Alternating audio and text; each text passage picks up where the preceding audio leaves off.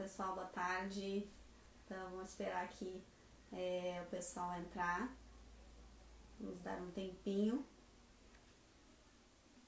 Então, hoje, a live que eu vou falar um pouquinho aqui para vocês é sobre o tema gigante que é a consultoria ambiental. Então, trazer um pouquinho para vocês aqui da minha experiência, né, dentro dessa área, né, que poder auxiliar de alguma forma, né, nesse sentido. Então, eu vou falar um pouquinho, né, sobre a consultoria ambiental, vou tentar responder algumas perguntas. Então eu deixei uma caixinha de perguntas aí, o pessoal solicitou e fez alguns questionamentos, né, então sou muito grata aí pela participação de vocês. Sou muito grata pela oportunidade de poder compartilhar um pouco do meu conhecimento, da minha experiência e agregar um pouco aí no conhecimento de cada um de vocês para que todos nós, que a gente evolua na nossa profissão, que a gente consiga atuar na área que a gente gosta, que a gente consiga realizar o nosso trabalho e exercer a nossa profissão com muito prazer e que a gente possa aí seguir trabalhando dentro da área que a gente ama, que é consultoria, que é plâncton, que é meio ambiente. Então eu falo para pessoas que são da área ambiental, que trabalham com plâncton, que trabalham com macroinvertebrados, que trabalham com biota aquática em geral, né? Esse é o maior público, assim, tanto que é mais ou menos a área aí que eu trabalho, né? Então, dentro desse tema aí da consultoria ambiental, uma vez eu estava dando uma palestra, né, sobre consultoria, licenciamento e tudo, e aí um aluno perguntou, né, Vanessa, eu não imaginei que consultoria ambiental podia ter a ver com fitoplâncton, com plâncton e coisas assim. Sempre imaginei organismos maiores, sempre imaginei mamíferos, enfim, outros seres, digamos assim, e vegetação, e mato e tudo mais. Nunca imaginei que eu poderia trabalhar com plâncton dentro da área de consultoria ambiental. E aí eu achei uma pergunta muito interessante, assim, porque às vezes a gente segue trabalhando na área e não se dá conta que muitas vezes as pessoas não pensam que podem trabalhar com isso, que podem seguir uma carreira, né, dentro da consultoria ambiental, dentro dessa área, né? Então é importante também eu deixar, assim, esclarecer que a consultoria ambiental é um universo. Então tem diversos profissionais que trabalham dentro dessa área, né, que qualquer atividade, qualquer serviço, qualquer trabalho que seja realizado que vise contribuir, digamos assim, para alguma etapa de um licenciamento de atividade poluidora, é uma consultoria ambiental. Então, toda uma equipe, todo um povo que é ligado a meio físico, meio biótico e meio socioeconômico faz consultoria ambiental. Então, a consultoria ambiental é um universo gigantesco. E eu trago, claro, um pouco dessa experiência, né, da consultoria ambiental no universo, uma parte do universo que foi a parte que eu escolhi trabalhar, que é a parte das comunidades aquáticas, né, comunidades aquáticas, qualidade da água, né. Então, dessa forma, né, eu sempre divulgo então conteúdo e quero trazer para vocês alguma coisa nesse sentido, tá? Então, vou tentar responder aqui algumas perguntas, né, da audiência aí, o que o pessoal andou perguntando sobre consultoria ambiental. E vou catar aqui no meu... eu tô vendo que tem um pessoal que tá aqui na live, né? De repente, se quiser, alguém quer fazer alguma pergunta ao vivo, quer entrar, deixa eu ver quem é que tá por aqui. Se quiserem, fiquem à vontade, né? Rafaela Brasil, Rafaela, não sei se tá por aí, quer entrar, participar da live e fazer a tua pergunta ao vivo, que eu lembro que tu tinha uma pergunta. Se alguém quiser participar aqui, Igor, boa tarde, Igor, a Camila. E aí, Camila, quer fazer a tua pergunta ao vivo? Topa? Enquanto vocês vão pensando aí se querem fazer ao vivo, que eu acho que fica bacana, vocês podem se apresentar, a gente conversa um pouquinho. Eu vou responder algumas perguntas, tá? Então, vamos lá. Vanessa, então como abrir uma empresa, tá? Então tem pessoas que me perguntam como que eu faço para abrir uma empresa, para atuar nessa área, enfim. Uma pergunta que não é assim tão simples, mas também, enfim, não é. Ó, a Rafaela se manifestando. Boa tarde, Rafaela. Então, se isso te anima aí a entrar e a perguntar ao vivo. Eu vou falar aqui um pouquinho sobre como abrir a empresa. O que você precisa, tá? É importante, em primeiro lugar, você abrir uma empresa com um CNPJ. Você precisa cadastrar um CNPJ, né? Que é uma razão social, porque muitas vezes você vai precisar emitir nota do seu serviço, você vai precisar fazer um contrato, você vai precisar enviar sua proposta para o cliente. Então é importante que você tenha uma razão social, porque muitas vezes o cliente ele vai precisar da nota, ele vai querer que você emita uma nota, e é muito mais fácil emitir uma nota quando você tem uma empresa, o CNPJ, os impostos são menores do que, por exemplo, você emitir um recibo de autônomo, por exemplo, que é também uma opção para quem não tem empresa, só que as taxas, né, os impostos são bem mais altos, tá? Então, nesse sentido, primeira coisa, acho importante abrir uma empresa, né, abrir um CNPJ, aí você vai precisar escolher um nome para sua empresa, um nome que vai ser oficial, ou então um nome também fantasia. Você precisa também, eu acho muito importante verificar se você tem um perfil de empreendedor. É importante ter um perfil de empreendedor para abrir uma empresa, porque você precisa ter toda uma organização, não só da parte técnica do trabalho, que seria a execução do trabalho, mas também da parte administrativa e financeira. Então, e também a parte de posicionamento, digamos, numa rede social. Você precisa criar um site, você precisa ter um posicionamento nas redes, você precisa ter um controle financeiro dos seus serviços, porque trabalhar como empreendedor e ter uma empresa significa que você tem sazonalidade nos seus, digamos assim, nos valores que você vai receber. Então existe essa sazonalidade, existem momentos que você vai receber mais e outros momentos você não vai receber nada ou vai receber pouco. Então você precisa ter esse perfil também de trabalhar essa questão da sazonalidade dos valores.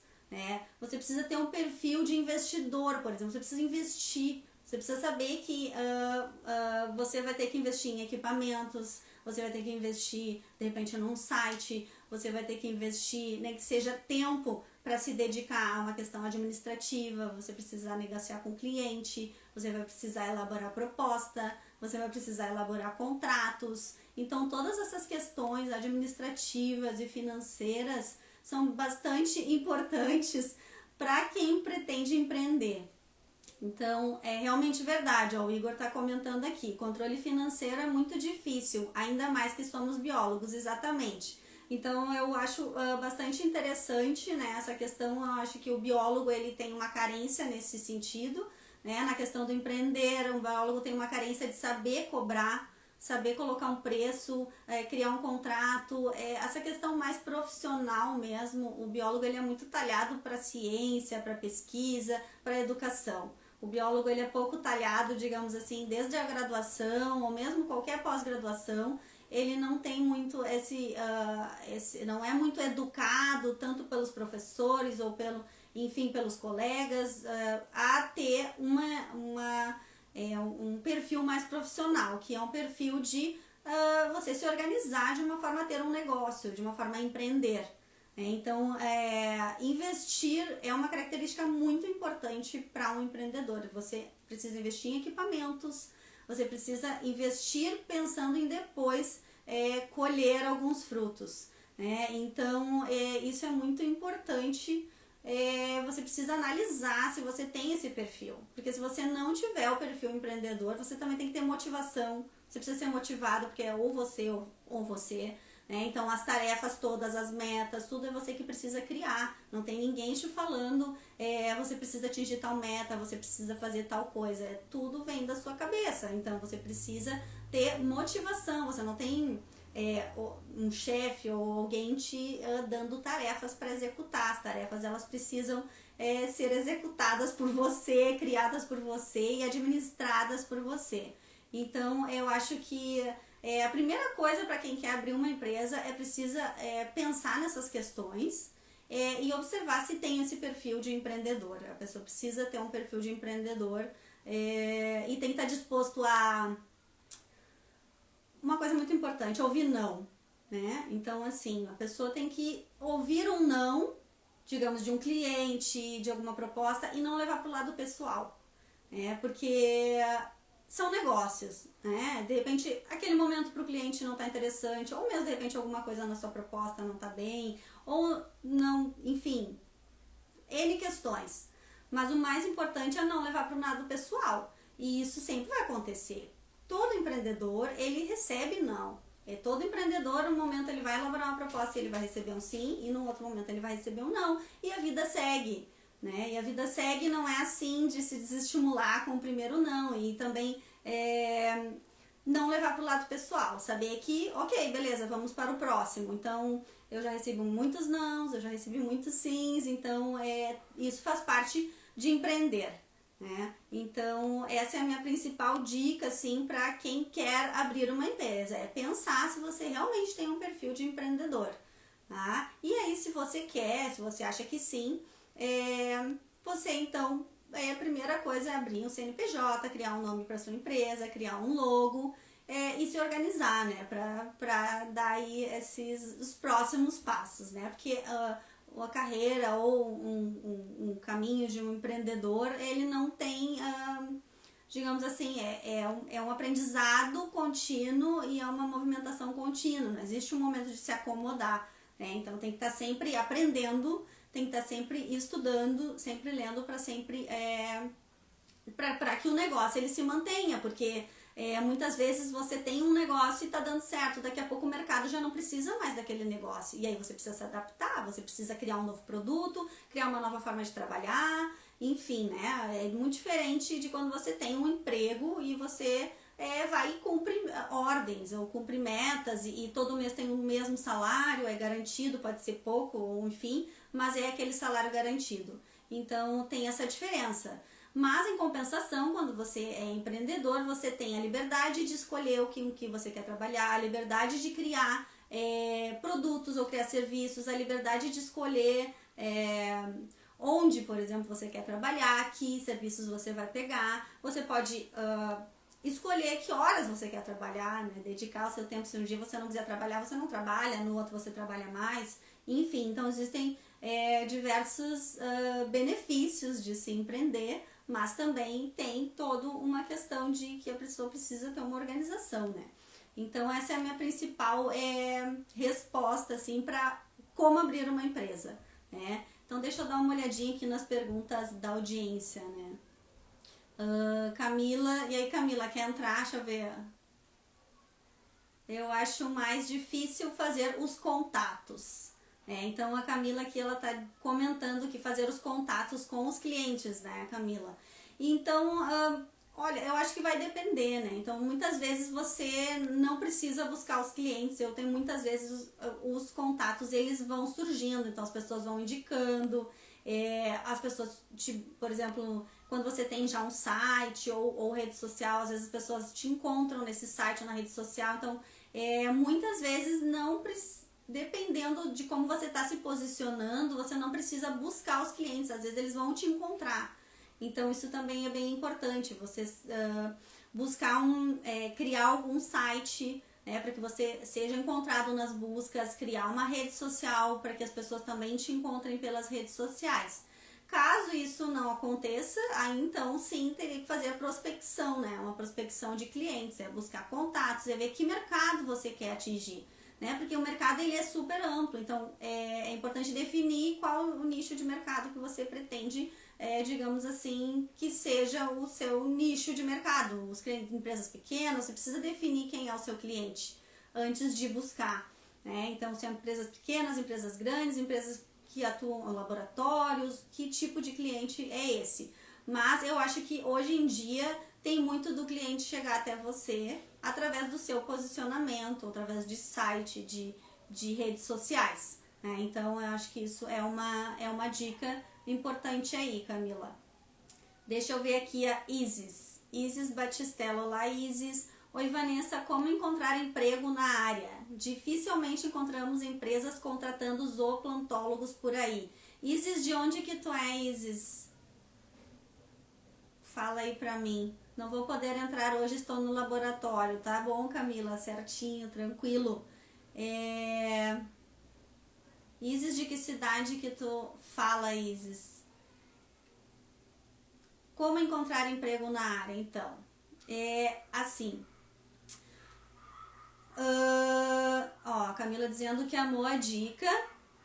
Obrigada, Camila. Que bom, fico feliz aí em poder ajudar de alguma forma. O Igor também está no laboratório, o pessoal está trabalhando, mas é serviço, é pré-trabalho.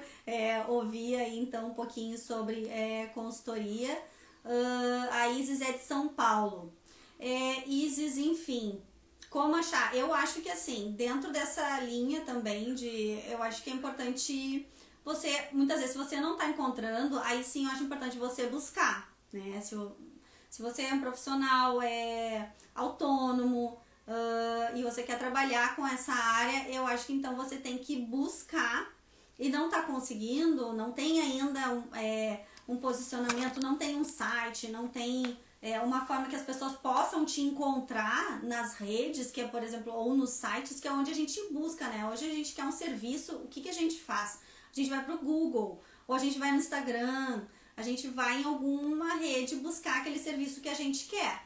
Então, assim, se você ainda não tem, a profissional autônoma ainda não tem ainda não tem um perfil profissional, então você provavelmente vai ter que buscar esse serviço.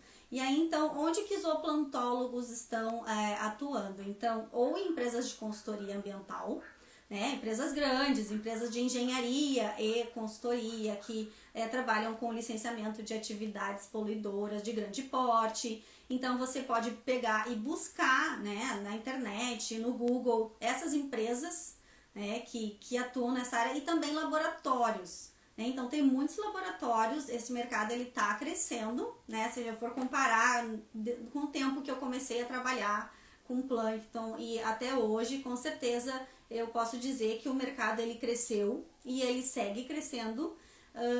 Então eu acho que você pode buscar essas empresas. Então eu conheço várias pessoas que estão trabalhando nessa área, ou você pode empreender, né? Então acho que 3 opções, tá? Então eu já tive muitos alunos que muitos dos meus alunos eles trabalham em laboratórios, então eles são zooplantólogos ou fitoplantólogos, enfim, em laboratórios. Muitos alunos também eles são consultores, né? Trabalham dentro do setor, por exemplo, de limnologia, né? Ou hidrobiologia, de empresas de engenharia e de consultoria ambiental. E também são empreendedores. Então, assim, eu já tive aluno que chegou no curso e não sabia nada de plâncton, não sabia nem coletar, enfim. E aí começou a aprender, enfim, foi um primeiro passo, é claro, depois começou a praticar e hoje já abriu uma empresa de consultoria e presta serviço de consultoria e vive como, digamos, um empreendedor nessa área, né, dentro da área de comunidades aquáticas. Então tem, eu acho que essas 3 opções: buscar essas empresas que são de consultoria ambiental e ir atrás, ligar, né, ou mandar um e-mail, entrar em contato de alguma forma e perguntar se eles têm costumam desenvolver projetos dentro de áreas que tenham impactos em ambientes aquáticos, né? E aí então você pode se apresentar e oferecer o seu serviço. Então, se o serviço ele não está chegando até você, você vai e oferece o seu serviço. Então, laboratórios também, você pode buscar uma lista de laboratórios de análises ambientais, então que são normalmente os laboratórios que oferecem esse serviço de análise de plâncton, tá? Então, mesmo em São Paulo, eu conheço alguns laboratórios, já ministrei curso em São Paulo e já fiz também a parte de interlaboratorial, né, para validação de ensaios de plâncton com laboratórios de São Paulo. Então, existe um mercado. São Paulo é um dos melhores lugares para essa área, para profissionais nessa área de plâncton. Então, essa é a minha sugestão, que você comece a ser, de repente, abrir um negócio, mas se você pretende também ser funcionário, que às vezes também traz uma comodidade, né, assim, traz uma segurança, digamos assim, nesse sentido. Então, buscar laboratórios de análises ambientais e empresas, né, de engenharia e consultoria ambiental. Então, sim, então aqui o Gustavo, oi Gustavo, tudo bem? Gustavo, que também a gente se conhece aqui pelas redes, é meu aluno, aquele menino maravilhoso que fez uma live comigo semana passada, falando do trabalho dele lá na França. Ele está dizendo aqui, ó, algumas companhias de água também costumam empregar nessa área, né? Então, também, eu não sei exatamente como que tá aqui no Brasil. Aqui no Sul tem muitas companhias que ainda são públicas, então daí seria por concurso, né? Concurso público. Então sim, também tem muitos colegas que fizeram concurso público para entrar e hoje trabalham como analisando amostras, enfim, fitoplâncton, fazendo monitoramento de cianobactérias em laboratórios em companhias de saneamento. Então realmente eu tinha esquecido aí desse setor, até porque pensei que pelo fato de ser público, mas existem vários consórcios também de saneamento. Eu não sei muito bem como é que tá isso, se alguém souber aí de alguma coisa privada no Brasil acontecendo, até pode comentar aqui. Mas a maioria ainda, eu acho que pelo menos aqui no Sul são empresas públicas, então daí seria através de concurso público. Mas pode ser que existam também essa... digamos, um pessoal, digamos assim, que também normalmente já participou dos meus cursos, enfim, já dei curso para muitas pessoas de companhias de saneamento, que realmente é onde também tem esse mercado do plâncton, muito bem observado aí. Obrigada, Gustavo. Então, tem essas opções, Isis. Espero que tenha te respondido e tenha respondido aí para mais pessoas que também pensam em arranjar emprego, digamos assim, nessa área. E claro, buscar formação, se você precisa ser especialista, né, nessa área, ou no mínimo ter tido alguma formação, né? Então, formações, por exemplo, cursos nessa área que você vai aprender sobre plâncton, experiências práticas também com a RT, né? Sempre é importante qualquer serviço que você venha a prestar, então você precisa emitir uma RT, que é uma anotação de responsabilidade técnica. Eu já falei aqui numa live que eu fiz semana passada sobre essa questão, que aí a partir disso você tem tipo, como se fosse um currículo, um acervo técnico nessa área, que vai também servir para qualquer momento que você se apresentar nas empresas, você vai comprovar que você tem aquela especialidade, que você pode realizar esse trabalho, né? Então, cursos, né, formação, experiência nessa área de uma forma comprovada é muito importante também, porque todas as pessoas que trabalham com consultoria ambiental para estudos maiores de licenciamento precisam ser especialistas. Então vai ter lá o especialista em mamíferos, que vai fazer o levantamento dos mamíferos, o especialista em vegetação, o especialista em aves, e o especialista lá em fitoplâncton, especialista em zooplâncton, especialista em macroinvertebrados. Então a pessoa precisa ter comprovação para participar desses estudos de maior porte, dessa experiência na área. Eu preciso ser especialista na área, então você precisa ter alguma experiência e cursos, né, de formação. E tem um curso aqui que interessante que o Igor comentou, que ele acha que para ingressar em laboratórios acreditados, né, ele sugere estudar ou fazer um curso de 17025, que é uma ISO, né? A ISO 17025 é a norma de qualidade de laboratórios, então a norma de qualidade de análises laboratoriais. Então, laboratórios de análises ambientais, eles buscam essa acreditação, né? Essa norma que é tipo um selo de qualidade, que comprova que os laboratórios eles têm, digamos assim, precisão, né, na análise que eles estão prestando, né? Então isso aí até pode ser um assunto de uma outra live, né, que é essa parte das normas, que é muito importante para quem trabalha em laboratórios, porque os laboratórios, a maioria busca essa acreditação, tá? O mercado normalmente exige, e muitas vezes o órgão ambiental também exige essa acreditação. Então também é um curso que é interessante de buscar também, um curso de acreditação ISO 17025, só para ter uma noção, né? Então, mas o mais importante é você saber analisar trabalhar com o grupo, né, que você pretende que você vai ser especialista, digamos assim, tá bom? Então, eu espero ter respondido aí essa questão.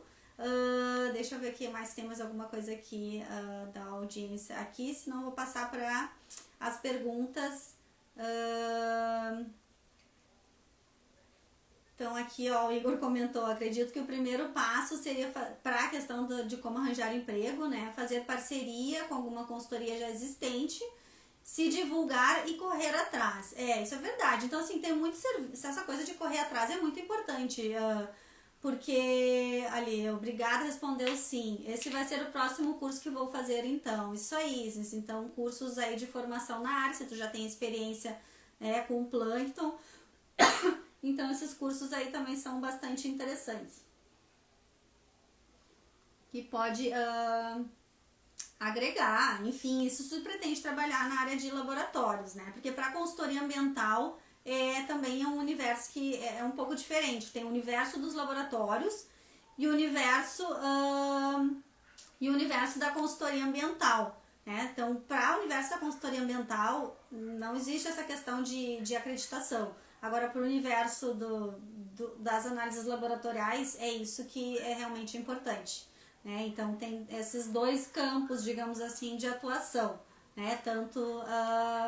Tanto de laboratórios, se a pessoa gosta mais do laboratório, né? Então pode voltar mais para essa área. Agora, se gosta de campo, então também é importante se voltar mais para a consultoria ambiental, porque normalmente as pessoas que trabalham em laboratório são mais focadas em realizar a análise e não o campo. Então tem mais essas questões também que você pode tentar escolher que tem mais a ver com o seu perfil, né? Se é mais campo ou mais laboratório, tá? Então é mais ou menos isso aí. Deixa eu catar aqui mais umas perguntas da audiência que o pessoal me mandou. Não sei se eu vou conseguir acessar, será? Acho que eu não vou conseguir acessar as perguntas porque eu vim aqui nos meus stories e eu tô ao vivo agora e aí não consegui olhar. Mas deixa eu ver se algumas eu lembro. Me ajudem, se alguém tiver... deixa eu falar aqui de uma questão que é bem importante, que me fizeram sobre a diferença entre a RT, atestado técnico, e acervo técnico, tá? Então, eu já tenho um vídeo já que eu falo um pouquinho sobre a RT, e sobre atestado, e sobre acervo. Mas, então, eu vou falar um pouquinho mais para clarear um pouco, tá? Então, assim... e dentro dessa questão aí, tem uma pergunta, né, aqui da audiência que eu preciso fazer contrato de trabalho? Então, assim, eu acho sempre muito importante deixar as coisas, todos os serviços bem alinhados, e essas questões bem alinhadas são através de um contrato, né? Então, acho sempre, pode ser um contrato simples, não precisa ser um contrato complexo. Existem modelos de contrato na internet, então você pode buscar no Google modelos contrato de prestação de serviços de consultoria ambiental, contrato de prestação de... ou se você é funcionário, né, provavelmente a empresa já vai ter algum modelo de contrato, né, com certeza.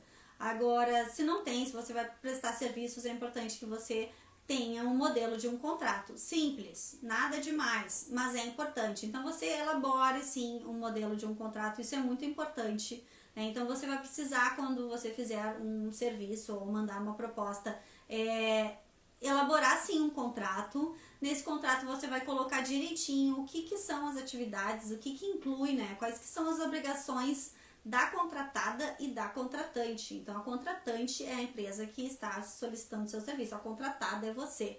Então, você tem que deixar bem direitinho especificado quais são digamos, as ações, né? O que cabe à contratada e o que cabe à contratante. Então, ali você vai definir direitinho o que você vai realizar nesse trabalho. Tá? Eu vou realizar a coleta, eu vou realizar a análise das amostras, eu vou elaborar o relatório ambiental, você vai colocar o prazo que você vai entregar. É importante prazo, gente. Isso é uma outra questão, assim, bastante importante, que é a questão dos prazos, que aí em seguida eu vou voltar para tentar não ficar, emendar uma pergunta na outra e não responder direito nenhuma, né? Então... essa questão do contrato, tá? Muito importante, façam um contrato, peguem os modelinhos na internet, coloquem as atividades, coloquem o prazo e coloquem o valor. Tudo em contrato, forma de pagamento, se vocês vão querer uma entrada, se não vão, se tem desconto, se não tem, condições, tudo nesse contrato. Para que a própria pessoa que está contratando, ela entenda o que vai ser o seu trabalho, né? E toda a questão dos prazos também fiquem bem definidos. Então é muito importante, sim, ter contrato de trabalho, contrato de prestação de serviço, façam contrato. É importante, é simples e vai dar uma segurança para vocês e para contratante também, tá? Então, recomendo 100% que vocês busquem fazer contratos dos serviços, tá? Outra coisa além do contrato é a RT, tá? Então, caminham juntas, né? Quem é um profissional, pode ser biólogo, pode ser algum outro tipo de profissional, engenheiro hídrico, engenheiro ambiental, gestor ambiental, qualquer profissional que tenha um conselho de classe, no caso dos biólogos como eu, é Conselho Regional de Biologia. Então, o CRBio, lá no CRBio a gente registra um serviço, vou prestar o serviço tal, vou fazer um levantamento do zooplâncton em tal empreendimento para fins de EIA-RIMA. Então, você vai entrar no site do conselho, vai registrar o seu serviço, a sua RT, vai colocar ali tudo que você vai fazer, qual o valor do serviço e tudo. Isso é uma comprovação do seu trabalho, tá? Então, isso é a RT. E quando são feitos estudos ambientais e são apresentados relatórios para os órgãos ambientais para licenciar atividades potencialmente poluidoras, isso precisa constar no relatório. Então, a RT, ela precisa acompanhar esse relatório para provar que você é responsável por aquilo, para responsabilizar você em algum momento que precisarem questionar ou, enfim, alguma questão dentro daquela temática. Tá ali que você é o responsável por aquelas informações, né? Pelas informações que estão no relatório referente àquela área a qual você é especialista, tá? Então, a RT é muito importante para isso. Também vai servir para a sua comprovação profissional. O que você precisa fazer? Você vai ter uma série de RTs, você vai prestar serviço para um, serviço para outro, outra consultoria, outra, você vai ter uma lista de RTs. Então, quando você entrar no site do conselho, você vai pedir, você pode selecionar ali de pedir um acervo técnico, ou certidão de acervo técnico, que chama CAT, tá? Que é uma sigla.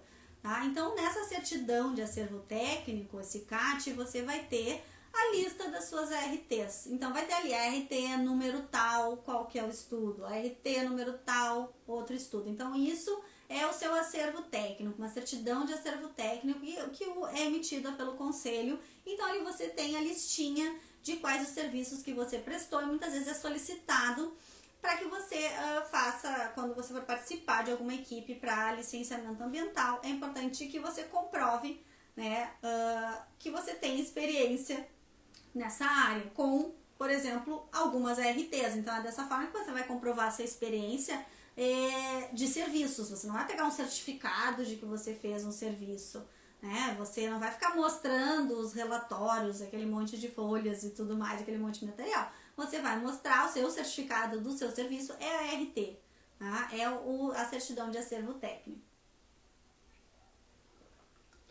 E aí, tá, Vanessa, e aí o que é o atestado técnico, então? Que tanta coisa técnica, né? O atestado técnico, ele é bem importante, porque muitas vezes, para participar de licitações, compor equipe, você precisa comprovar através de um atestado técnico. Às vezes eles aceitam somente com atestado técnico, não basta a RT. Tá? O que é o atestado técnico? Você vai fazer um documento, na verdade a contratante vai emitir um documento de que você foi responsável através da RT, número tal, você executou tais e tais atividades de monitoramento de fitoplâncton, de elaboração de relatório, de coleta do material e tudo mais. Então ali você tenta deixar bem especificado todas as atividades que você realizou, né? Na verdade a contratante vai fazer esse documento, né? Vai colocar o número da RT, vai colocar todas as atividades que você realizou e vai assinar. Então, a contratante ela vai te emitir para você esse atestado técnico. E aí, junto com a RT, que está citada no atestado técnico, você vai no seu conselho de classe, no CRBio, e aí o conselho ali, como se fosse, ele certifica de que aquilo ali é verdade, enfim, emite um carimbo, uma assinatura.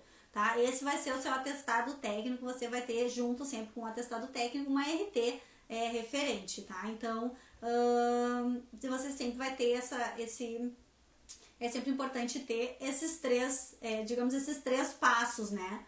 Ou o primeiro também a contar do contrato. Então, em primeiro lugar, sempre um contrato é muito, muito importante. Segundo lugar, a RT, né, do serviço, a certidão de acervo técnico, você pode usar ou não, e o atestado técnico é bastante importante você, como profissional, solicitar para contratante, tá? Então, nesse sentido, que aí é que tá a diferença de certidão de acervo técnico, de ARTs e de atestado técnico, todos muito importantes para profissionais, para terem então comprovação dos seus serviços, tá? Para consultoria, enfim, muito importante, tá? Então, espero ter respondido essa pergunta. Essa pergunta era da Rafaela, então não sei se ela ainda está aqui na audiência, mas ela estava aqui no início, ela chegou a entrar. Espero ter respondido, tá? Vamos lá então. Qual outra pergunta? Tem mais uma pergunta aqui que estão me ajudando com as perguntas dos stories. Como saber, Vanessa? Tá, então essa pergunta aqui é bastante interessante. Tem bastante, muitas pessoas já me perguntaram. Se tiver alguém aí da audiência que tenha feito a pergunta, se quiser fazer o favor de botar ela aqui de novo, né? O Danilo, eu vi que tá aí, fez algumas perguntas, se puder colocá-las aqui de novo. Então, eu também agradeço para me ajudar a me lembrar que já não estou conseguindo acessar. A Rafaela respondeu, sim, estou assim, muito obrigada. Então, de nada, Rafaela, espero ter respondido essa tua questão. Uma outra questão, deixa eu ver aqui, que horas são? Tá, a gente ainda tem aqui um tempo mais. Que é bem interessante, que as pessoas, mais de uma pessoa já me perguntou, que é uma pergunta muito pertinente, como saber o valor a se cobrar na consultoria de zooplâncton e fitoplâncton? E aí, alguém quer sugerir alguma coisa? Como é que faz para criar o seu preço? Então, gente, assim, como que a gente vai criar um preço do negócio, né? Como precificar o seu serviço? Tem alguma sugestão aí? Alguém pode falar? Como que vocês fazem? Bom, é o seguinte, para a gente precificar alguma coisa, algum serviço ou algum produto, tem três coisas que são bastante importantes, tá? Uma delas é o custo. Qual é o custo desse serviço ou desse produto? Ou seja, quanto que você vai gastar, né? Quanto que ele vai custar do zero, sem lucro. Custo não envolve lucro, tá? Então é sempre bom a gente detalhar bem aqui, porque muitos são biólogos, a gente sabe, biólogo não tem não tem muito essa formação, né? Essa base aí para questão financeira, administrativa e tudo mais. Eu mesma passei bastante trabalho, assim, realmente no início, com todas essas questões. Então, entendo muito todos e compartilho. Sei que realmente muitas vezes é difícil. Eu penei muito no início e o fato de eu ter sido professora, sabe, na administração, isso me ajudou muito. Todos os meus colegas, toda a troca de informação que eu tive com os professores da administração. Então, eu fui professora há 4 anos de gestão ambiental na Faculdade Sezuca, né, que é uma das melhores universidades aqui do Rio Grande do Sul, nessa área da administração. Então, desde o meu chefe, que era administrador, meus colegas todos, então eu tive uma visão muito boa, assim, do outro lado, né, que o biólogo, o profissional da área ambiental, ele não tem muito essa formação, né? Então a gente realmente é carente nessa área e é super compreensível que todos tenham essas dúvidas, né? Tem muitas dúvidas, são muito comuns a todos vocês, que a gente realmente tem uma formação bem mais acadêmica, científica e de educação e de fazer as coisas no amor e a gente acaba sendo um pouco carentes mesmo nessa parte, assim, de ser mais profissional mesmo e uma questão mais de gestão. Então, fico feliz em poder compartilhar com vocês algumas dicas aí que eu também já aprendi muito nesse sentido, tá? Então, sobre a questão do preço, voltando lá, né? 3 coisas são importantes para o preço. O custo. Qual o custo de uma análise? Quanto tempo você vai dedicar para analisar uma amostra? Isso aí é um custo. Que equipamentos você precisa? Você vai utilizar o que? Lâmina, lamínula, coisas que são usáveis, duráveis ou não. Então você precisa saber qual é o custo de uma análise.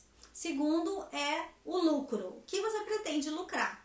Então você precisa saber quanto você quer lucrar naquela análise, naquele seu trabalho. Porque então o custo, o lucro e o terceiro, o mercado. Então não adianta você querer, quero lucrar muito.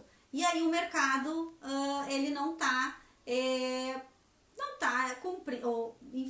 cumprindo aquele teu preço ou aquele valor. O mercado ele está exercendo um outro preço. Então isso também é muito importante. Então essas três questões: custo, o lucro e o mercado. Então é assim que a gente vai formar o preço do serviço ou de um produto, tá? Então, importante conhecer o mercado, importante saber quanto que tá mais ou menos o valor médio de uma análise de fitoplâncton ou de zooplâncton. E é importante também você saber se você vai analisar apenas a amostra, que tipo de trabalho está envolvido, se é só análise da amostra, se é análise e emissão de laudo. Tem a questão dos impostos também, que isso a Camila aqui observou muito bem, que os impostos, na verdade, eles vão entrar no teu custo.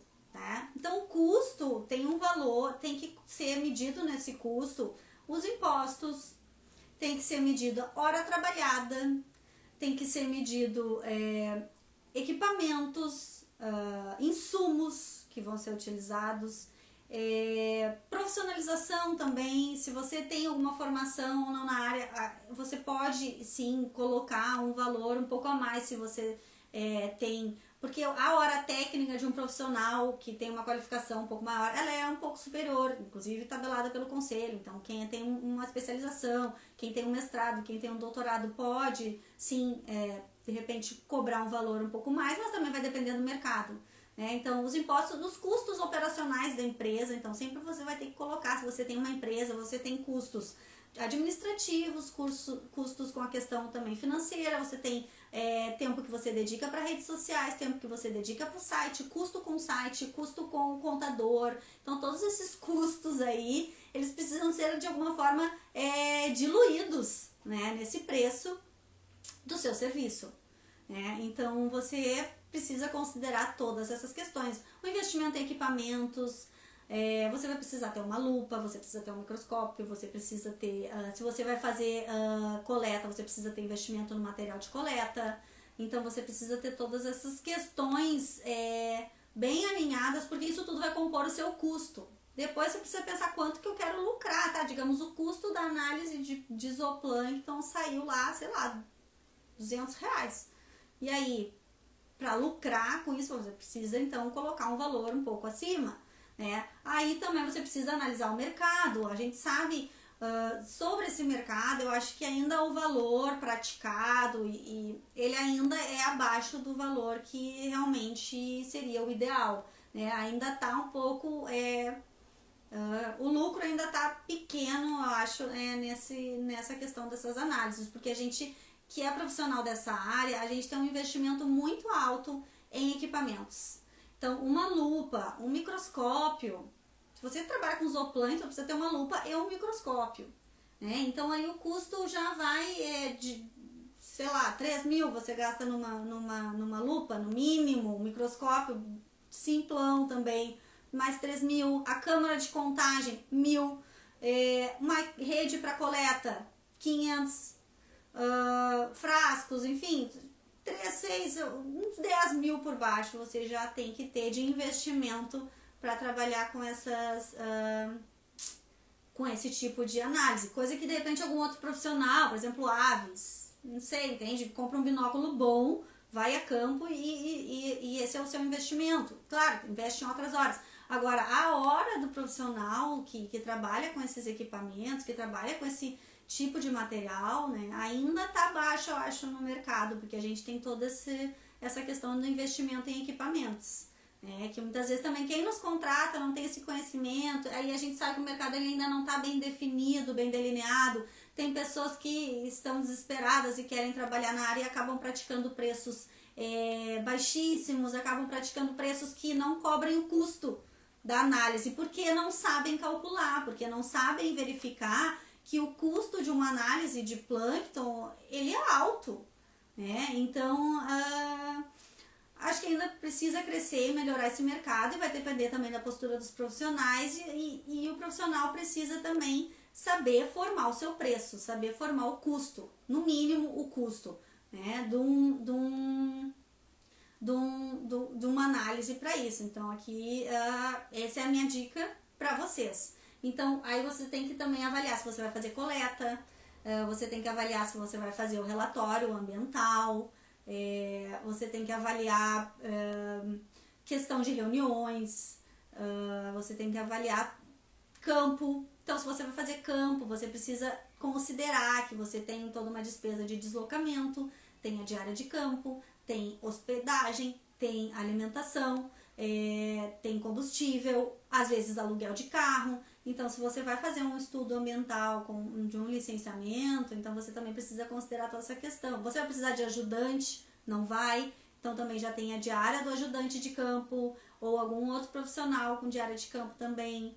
Então tem todas essas questões, e com certeza você precisa colocar aí um custo de ter uma empresa também, né? Um percentual para cobrir todas essas questões de quem tem uma empresa maior, por exemplo, aí tem um site, tem questão de marketing digital, tempo dedicado a mídias, a questão também de investimento em cursos, contador, impostos e tudo mais. Então também toda uma parte que é investida de tempo na parte administrativa, elaboração de contratos, contato com clientes, negociação, tudo isso aí precisa ser considerado, né? Então são esses 3 aspectos que são muito importantes. Em primeiro lugar, todo mundo aí que trabalha na área precisa calcular o seu custo, né? Qual é o custo da sua análise? E a gente sabe também que a análise de plâncton muitas vezes envolve um tempo grande, né? Porque muitas vezes tem um preparo da amostra, então você vai antes olhar a amostra, ver se você precisa diluir ou concentrar, aí depois de olhar você vai ou concentrar ou diluir, tem um tempo nesse processo, não é simplesmente pegar a amostra, colocar uma gota numa lâmina e ir para o microscópio, que tem muita gente que pensa que é assim, né? Principalmente quem está contratando não sabe realmente desses detalhes. Então não é só chegar, colocar uma gota na lamínula e sair contando, e também não é nem lâmina, é lamínula, você precisa de uma câmera de contagem que também você vai ter que investir um valor nesse equipamento aí.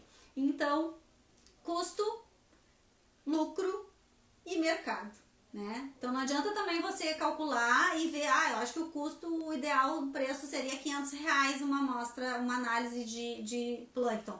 E aí ninguém está cobrando R$500, o mercado está cobrando 200, 250, então você vai precisar ajustar um pouco o seu valor e ver se vale a pena para você trabalhar nessa área, nesse sentido, né? Então, na verdade, o meu trabalho também é muito para que a gente, cada vez mais pessoas trabalhem na área, para que a gente se qualifique e a gente também consiga construir uma postura profissional, né, de valorização do profissional no mercado. A gente não quer lucrar absurdamente com as análises, a gente simplesmente quer poder trabalhar com o que a gente gosta, trabalhar com o que a gente ama e ter um lucro, sim, né? E não trabalhar para pagar os custos da análise só e não lucrar nada. A gente precisa lucrar para poder trabalhar. Então o lucro ele faz parte e a gente precisa calcular esse lucro. Então essa questão do preço é uma questão muito perguntada, eu acho que é bem importante. Vamos ver aqui que tem vários comentários relacionados a essa pergunta, né? Então, deixa eu ver aqui. A Rafaela, em relação à hora do profissional sugerida pelo conselho, eu acho muito acima do que é praticado pelo mercado. Eu não sei quanto que tá a mesma hora lá, 85 ou 100 e poucos, não me lembro mais, mas é por aí, né? Se tu tiver por aí ainda, me manda aqui qual que é o valor. Mas é assim, no mínimo R$85, de 85 a 100 e poucos, muda um pouco a hora do biólogo, por exemplo, dependendo da qualificação, tá? Realmente, assim, muito do preço praticado é um pouco abaixo da hora. Então, se você fizer de repente, um orçamento com os valores realmente que o conselho sugere e tudo mais, muitas vezes fica um pouco acima do que vem sendo praticado. Então, realmente, a gente sabe que o biólogo ainda é desvalorizado. Em comparação, por exemplo, com o engenheiro, com o geólogo. Então, assim, eu já trabalhei em empresa de consultoria ambiental e eu sei muito bem como que é feita a diferenciação entre o salário de um biólogo, de um geólogo e de um engenheiro. Então, eles pagam, sim, menos para biólogo e você, como biólogo, tem que exigir o seu direito ou, enfim, exigir uma equiparação. Isso aí já aconteceu comigo, eu estando trabalhando em empresa, já eu com doutorado e colegas recém-formados, geólogos e engenheiros chegando na empresa com um salário tipo igual ou melhor do que o meu. Porque também o conselho de engenharia, ele é super bem estruturado e tem e muitos também é um profissional mais valorizado que o profissional biólogo e acaba que os nossos salários sim são inferiores a um salário de um geólogo ou de um engenheiro que faz o mesmo serviço que você, que é trabalhar com consultoria. Então a gente ainda precisa criar um mercado um pouco mais profissional. E eu acho que isso depende muito também da postura do biólogo. Eu acho que o biólogo ele tem um pouco de responsabilidade nisso, uma vez que o biólogo não valoriza o seu trabalho e não se profissionaliza, ou seja, não sabe calcular os custos, não sabe se valorizar, não sabe se posicionar, muitas vezes, de realmente exigir uma valorização, o que realmente merece, né? Então o biólogo ele trabalha muito no carinho, no amor. Eu vejo que muitos biólogos, né, eu conheço, enfim, várias pessoas, vários perfis em função dos cursos, muitos alunos têm receio de pedir, de se posicionar, de pedir de repente, muitos se sentem sobrecarregados de trabalho, né, com sobrecarga. Por exemplo, sou funcionário, me colocaram, sei lá, para analisar 500 amostras com um prazo curto. Então, assim, a gente precisa sim se valorizar, a gente precisa sim buscar uma postura de só um pouquinho. Tudo bem, eu consigo até aqui, até ali não vai dar, né? Vamos ter que negociar prazos ou negociar valores. Se você quer um prazo que eu dê conta dessas 500 análises em 30 dias, então vamos negociar um valor extra, sabe? Então, assim, o biólogo ele tem que buscar buscar ferramentas para ele se posicionar mais profissionalmente, enfim, mas com certeza ainda um longo caminho a percorrer. O mercado ele ainda é assim, eu acho que o mercado ainda valoriza pouco os biólogos, inclusive outros biólogos valorizam às vezes menos, enfim, entre biólogos isso pode acontecer.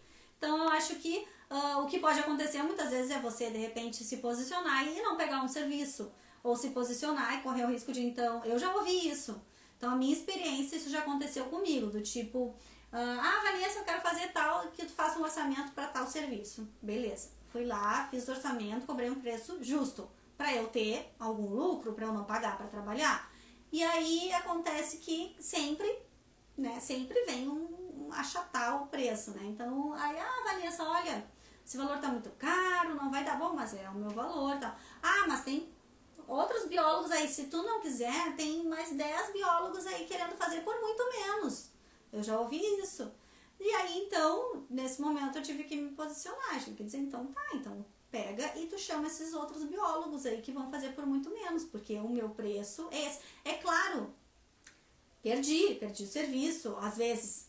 Na verdade, essa aí eu acho até que eu não perdi. Nessa vez a pessoa até acabou me contratando, entendeu? Acabou ficando, não, tudo bem, então vamos fazer, sabe? Nessa vez isso aconteceu, porque se eu tivesse aceitado, então a pessoa teria me pago bem menos, sabe? E aí eu teria pago para trabalhar. A gente não precisa pagar para trabalhar, a gente precisa ter um lucro, a gente precisa, sabe, executar o nosso serviço e não pagar para trabalhar. Então, dessa vez eu ainda consegui me posicionar. Agora, pode acontecer de você se posicionar e aí a pessoa, então não vai dar, então eu vou lá com aquele outro biólogo que cobra bem menos. Então vá com aquele biólogo que paga para trabalhar, porque não dá para pagar para trabalhar, né, gente? Não tem como. Então, assim, existem esses riscos também, mas a gente tem que estar preparado para tudo. A gente precisa ir buscando o nosso nicho. Se a gente é um profissional que é qualificado, que busca qualificação, que executa, sabe, que investe no seu trabalho. Então a gente precisa buscar se posicionar assim. Tá? Então, e tentar aos poucos mudar esse cenário, um cenário de valorização e profissionalização do biólogo. O biólogo ele precisa poder viver com o seu serviço, né? Então é mais ou menos isso, assim, nesse sentido. Deixa eu ver aqui. Tá, em relação à área do profissional, realmente, a Camila Rosário comentando aqui, realmente o investimento é alto e o valor de mercado ainda é baixo. Isso ainda acontece um pouco. Mas também é importante você manter o seu preço, manter sua qualidade e negociar, né? Negociar, tá aberto, explicar para contratante o que é o seu trabalho, como que ele é, a conversa, né? E a transparência entre a contratada e a contratante é muito importante. Então, você precisa colocar direitinho o que você vai se fazer, se você vai estar atendendo aos objetivos da contratante, ela está te contratando para fazer alguma coisa, ela quer que você atenda aquilo. Então, você explicar como você faz o seu trabalho, o seu valor. Claro que é importante ter uma margem para negociação, não é assim, eu cobro tal e deu. Enfim, é importante ter essa margem para negociar. De repente, se for um número maior de amostras, você pode negociar um valor mais baixo. Se for um cliente frequente, que você vai fazer monitoramento, monitoramento de 1 ano, 2, 3, aquele cliente que sempre manda amostra para você, um cliente certo. De repente, você pode fazer um preço mais em conta também. Né? Se você vai fazer o relatório ambiental, se tem uma perspectiva maior, então é preciso existir essa flexibilidade também. É muito ruim trabalhar com pessoas que não são flexíveis, né? Pessoas que tem um preço e não tem margem de negociação, enfim, sabe? É importante, ou então que não conversam muito, que não se explicam. Então tudo precisa ficar muito claro, assim. E é muito importante também ter essa margem de negociação, né? Cada caso é um caso, cada cliente é um cliente, existem trocas também com a contratante, sabe? Uma hora tu precisa dela, outra hora ela precisa de você, e assim, eu acho também que é importante também ter flexibilidade. Flexibilidade é muito importante, flexibilidade com prazos, flexibilidade, enfim, todo tipo de flexibilidade, mas claro, bem negociada e bem falada, bem claro, bem comunicada. A comunicação é importantíssimo nesse sentido, assim. Então, deixa eu ver aqui o comentário da Rafaela. Nosso campo difere de muitos porque vários outros especialidades já retornam de campo com os dados em mão e no nosso caso ainda temos todo o tempo de análise de laboratório. Sim, muito bem colocado, Rafaela, eu acho bem interessante essa questão. Porque isso aí eu até já tive que discutir assim, com a contratante muitas vezes, porque em relação ao esforço de campo, né? Então queriam que toda a equipe de fauna, porque às vezes o zooplâncton entra no inventário de fauna, inclusive o fitoplâncton, né? Entra como inventário de fauna. E aí solicitaram um esforço amostral, que muitas vezes os outros grupos são em campo realmente, de 10 dias de campo, alguma coisa assim. E aí, eu explicando também pra quem tava me contratando, olha, 10 dias de campo não faz muito sentido eu ficar no campo, porque eu vou, coleto as amostras, aí eu fico, 20 dias no laboratório analisando, o meu esforço é na amostra, né? E aí, então, até explicar isso, complicou, mas tudo, enfim, no caso, se acertou. Por isso é muito importante uma boa comunicação, você saber direitinho o que você tá fazendo, para você passar essa informação também para contratante. Porque a contratante ela não é obrigada a saber tudo. A gente sabe que a biologia é super complexa, que a área ambiental é super complexa, então ela não tem obrigação de saber como que é um campo de fitoplâncton, de zooplâncton, sabe? Então a gente tem que estar também disponível para explicar, né? E de uma forma, claro, que a pessoa venha entender e então se flexibilizar. E realmente tem essa diferença, né? Muitos outros grupos de fauna trabalham 2, 3 dias, ficam fazendo levantamento, caminham a área inteira e já vem com a sua planilha de dados, praticamente assim. E a gente vai 1 dia, 2, faz o campo, coleta as amostras e aí é que vem o trabalho no laboratório, porque aí prepara a amostra, sedimenta, né, ou dilui. E aí, meu alarme aqui dizendo que nosso tempo está encerrando, eu vou concluir essa questão e aí eu vou encerrando porque eu tenho outro compromisso, mas a gente, com certeza, eu volto em outra live pra gente falar mais, porque eu não respondi metade das perguntas aqui e fico muito feliz que tenha né, essa procura toda, assim, por essas questões. Então, terminando aqui dentro dessa linha, né, que a Rafaela comentou, tem essa diferença. E cada vez mais que o mercado nessa área crescer, né, cada vez mais a gente se profissionalizar, se especializar e a gente criar mercado nessa área, cada vez mais também os órgãos ambientais, as contratantes, todos os profissionais que estão envolvidos nessa área, eles vão compreendendo melhor o nosso trabalho. Então, daqui a uns anos, com certeza, todo mundo vai saber direitinho como é que funciona a plâncton, vai saber que o esforço bem maior é no laboratório, de repente vai saber que a gente tem um investimento diferenciado, porque a gente tem um monte de equipamentos caros para analisar plâncton. E aí a gente vai, quem sabe, poder realmente cobrar um preço mais justo e enfim, né? Então tem muito essa questão, mas o importante é a gente sempre deixar bem claro para a contratante como que funciona o nosso trabalho. Olha, ele é assim e tal, nosso esforço é em laboratório, é no laboratório que a gente vai fazer a questão do erro de contagem. Então toda a metodologia inclusive é diferente, a gente não costuma fazer curva de espécies, né, que eles pedem. Tem a questão do erro de contagem, de eficiência de contagem da amostra, quantidade de organismos que você vai contar para chegar na eficiência. Então a gente tem uma metodologia toda um pouco diferente da metodologia dos grupos de fauna, né, que são os grupos que realmente fazem inventário e trabalham nessa área. Então a gente ainda tem um caminho pela frente, que é a gente esclarecer isso, né, e aí ter esse espaço aqui pra gente conversar, né, essa troca de informação com vocês, tudo isso eu acho que a gente vai crescendo, se fortalecendo, né, como um profissional dessa área, para que a gente possa cada vez melhorar o nosso mercado, sabe? Porque o mercado tem para todo mundo, graças a Deus o mercado está crescendo, então tem mercado para vários aí plantólogos com certeza, também pessoal dos macroinvertebrados, tem bastante mercado, todo esse povo aí da biota aquática, o mercado com certeza está crescendo. Anos atrás não existia ninguém trabalhando em laboratório, por exemplo, fazendo essas análises, né? Aí migraram para o laboratório, então tem todo um mercado também que se criou e as consultorias também. Eu espero que as legislações sigam, né, no mínimo como elas estão e venham a melhorar no futuro, né, para que a gente possa ter esse mercado garantido, que é muito importante para a conservação, né, e manutenção dos nossos ecossistemas aquáticos, que a gente sabe que é fundamental para todo mundo, né, que é saneamento, que todo mundo precisa e quer uma água de qualidade na sua casa, e aí a pessoa precisa, né, para viver, para ter qualidade de vida, e a gente precisa sim conservar os ecossistemas aquáticos, e através de estudos desses grupos que a gente vai conseguir contribuir com isso, e a gente vai conseguir buscar todas essas questões, então, né, todas essas questões. Então eu acho muito importante que cresça, né, essa comunidade do plâncton, que cresça essa galera do plâncton. Fico muito feliz de tê-los aqui e de poder compartilhar conhecimento, experiência com vocês e de ouvir também o que vocês têm para dizer, né? Então, fico muito feliz. Deixa eu só ler mais uns últimos recadinhos aqui antes de... Eu não vou conseguir dar conta de todas as perguntas. Farei uma nova live, então, de consultoria ambiental para a gente responder mais questões e discutir um pouquinho mais sobre isso, que é um tema que eu gosto muito, que vocês também gostam e que eu acho que é um tema que é bastante importante de ser discutido, tá? Então, muito obrigada aqui, agradecendo, foi muito esclarecedor e está pensando em entrar nessa área e é muito leigo.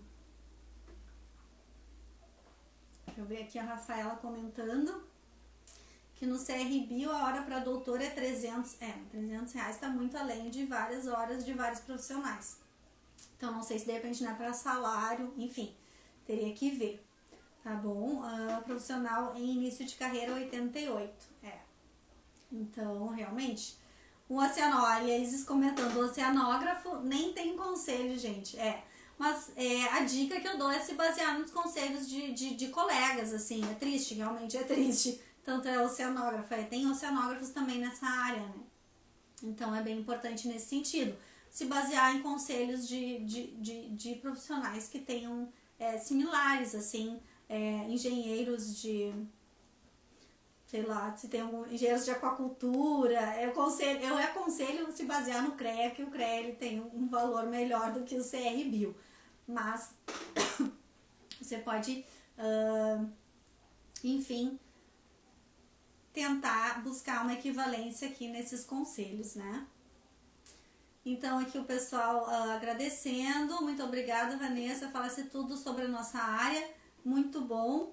Carol, muito obrigada, Carol, que bom, fico feliz, né, em ver todos vocês por aqui e compartilhar as experiências de vocês, tá bom, pessoal? Agradeço, venho numa outra live para responder as perguntas que ficaram pendentes e é isso aí, né? Vamos seguindo aqui. Acompanhe semana que vem. Também tem duas lives. Tem uma live que eu vou fazer com vocês e tem outra live que em breve vou divulgar com uma convidada, tá bom?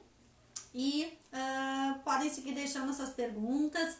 Podem me mandar as perguntas no Direct Messenger. Quem quiser acompanhar um pouco mais o trabalho e ficar sempre ligado, pode entrar lá no meu canal do Telegram, que o link tá na bio, tá bom? Então tá, pessoal, um beijo pra vocês. Tchau, tchau.